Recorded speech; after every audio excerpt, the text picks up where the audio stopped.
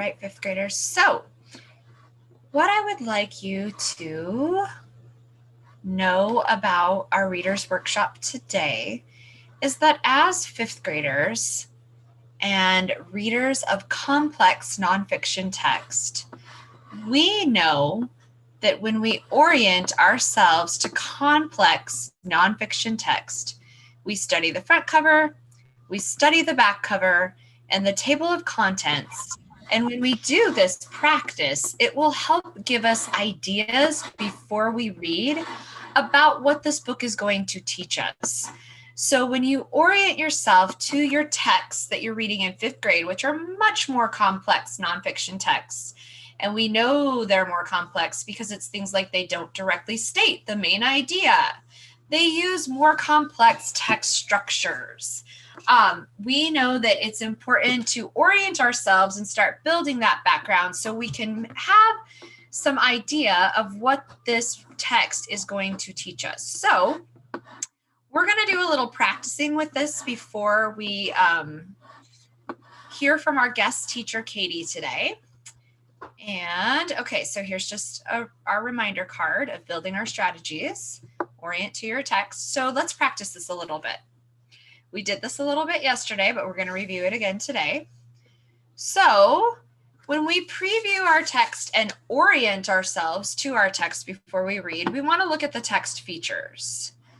Who sees some text features here that you can study?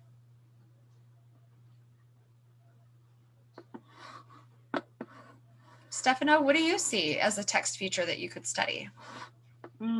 Maybe something like these pictures or that thing that says weighty words. Like it says like the definition of migration and mate. Or maybe the text itself. Okay. And they're on the move. Yeah, the heading there. Yeah. So yeah, definitely all of those things. Maddie, did you see something else that you could help use to orient yourself? So it says on the move, and if you like look down a little, it says like migration and migrate like a couple times. So it could be like, since it says that, like it could be when they're migrating. Okay. So studying all the text features, the different headings, the different vocabulary that's they might highlight words for the glossary, this inset definition here. Think about what you might learn. Well, it's about elephants and some focus toward migration. So I think this might focus on different movements of elephants and where they move around to. And then, of course, the vocabulary we've already talked about. So that's just a quick snapshot of how we might orient ourselves to a text that is more complex before we read, helping us know that we will be able to get more out of our text when we read it if we properly orient ourselves to it. We're going to check in with Katie now and see what she has to say about this. And then we will come back together as a class and we're going to practice together using a text one last time. And then I'm going to send you off to do the same work independently in your Readers Workshop rooms today. And you'll be uploading a picture of your book as well and talking through by jotting notes about how you're orienting yourself to the text today. So that's going to be your job today. Okay, so let's see what Katie has to say. Hi, readers. It's Katie again. I'm excited to be back with all of you to continue our nonfiction reading unit. I'm hoping that all of you will be willing to join me on a kind of inquiry project.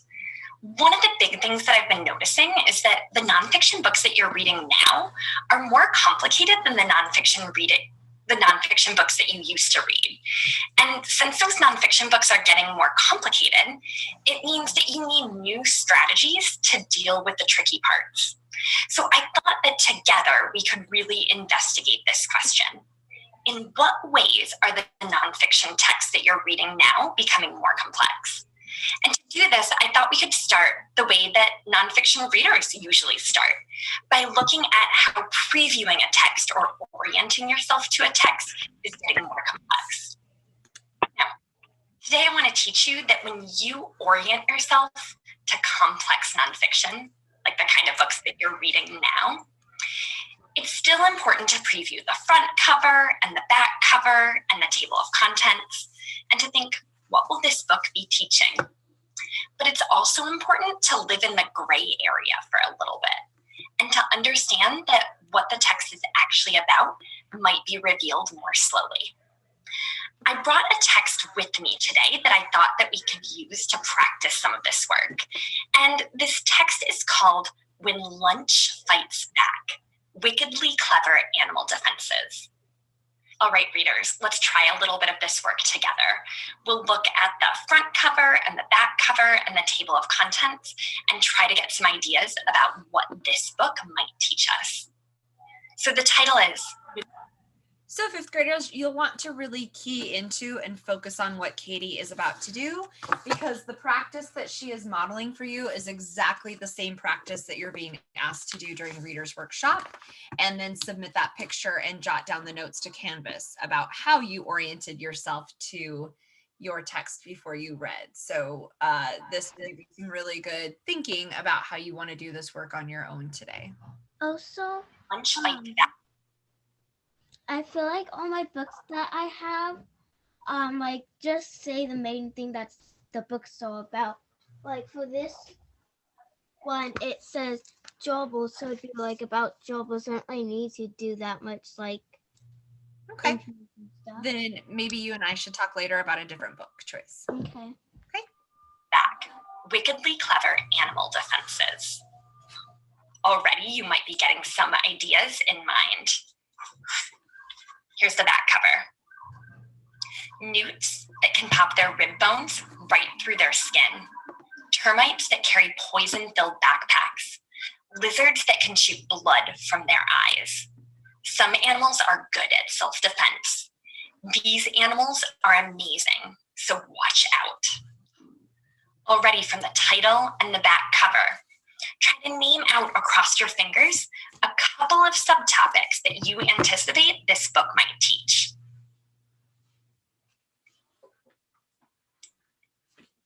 Got a few ideas in mind? All right, now let's look to the table of contents and see.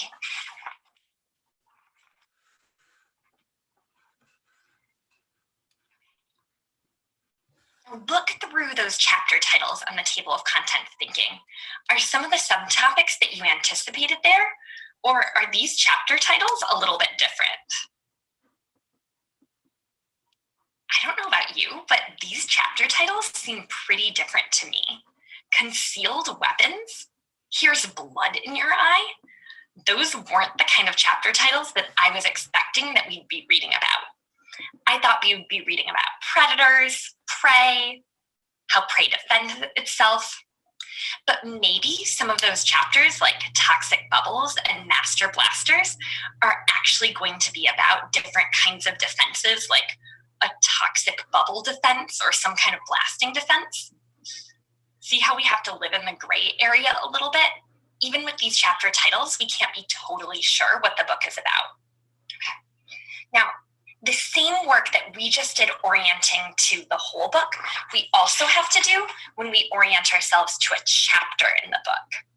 So I've got the first chapter here, and will you look over it for a second, just anticipating, what is this chapter going to be about? There might be some things here that surprise you. Okay. Now, listen as I read this chapter, really trying to think, what is this chapter mostly about? Introduction, the challenge of survival. No one said living on planet Xenon would be easy. Hungry aliens are everywhere. A new group just slithered into view.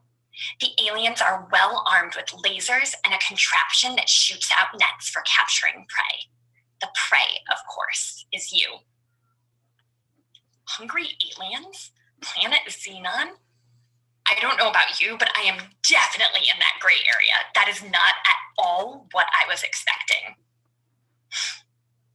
So readers, we're noticing that when we orient ourselves to more complex nonfiction books, like When Lunch Fights Back, We still have to do some of the same work that we did before, like reading the front cover, the back cover, and the table of contents. But we also have to be willing to live in that gray area, knowing that what the book is about might be revealed slowly as we read on.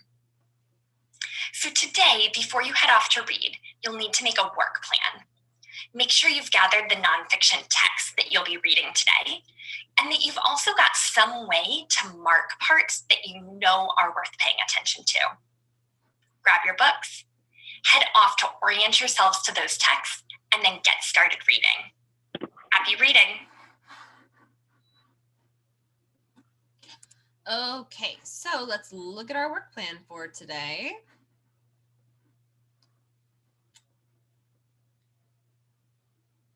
So today you'll need lots of nonfiction text, but specifically one that you can use to practice orienting yourself to your text.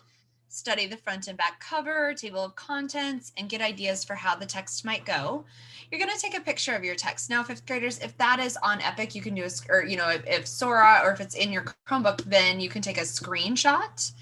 And then you're going to take notes before you read it, just like Katie did, on how you think this text might go. And then you're going to post those to Canvas. So if you want to jot those notes in your reader's notebook, or if you have stickies, or however you want to accomplish that. Stefano, did you have a question? Wait, what do you mean? Wait, what do you mean by what you think will happen? You're previewing the text by studying the back cover, the front cover, the table of contents, maybe some of the features, the nonfiction text features, and you're thinking about how the text might go. You're orienting yourself to your text and thinking about what it might teach you.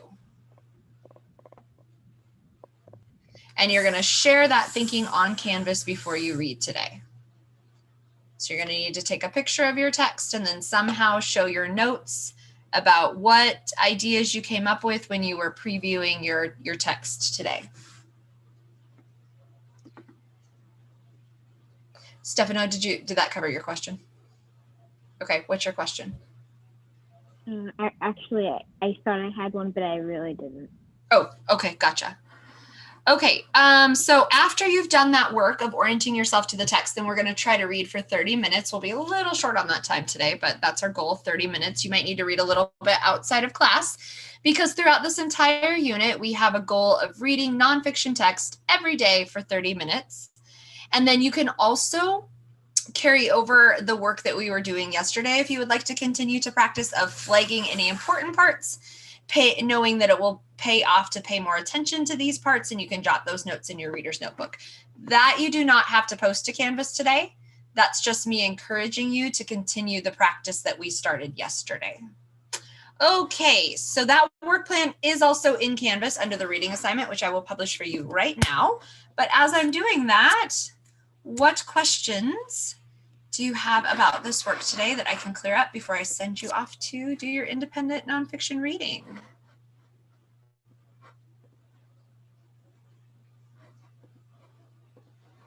No questions? Okay.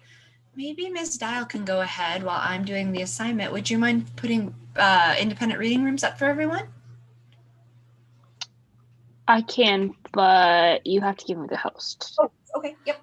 I didn't realize co-hosts can't do that. That's unfortunate. I know. It's a really misstep on Zoom's part. I thought you had said everything. No wonder why the specialists are like, make me the host. Now that makes sense as to the level of panic. Okay, Yes. So thank you. Perfect.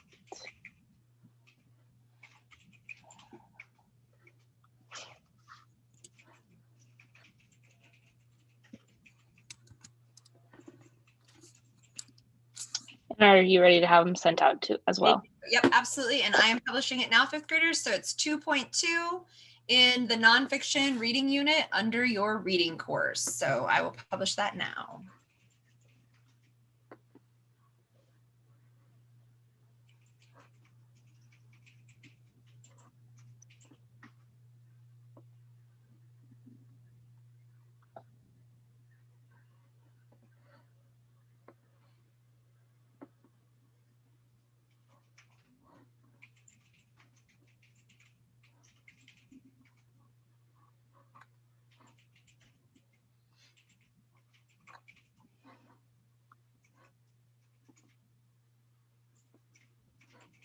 Miss Long, I might have accidentally forgotten to do my reading log yesterday. You can always add it today. Okay. Okay, cool.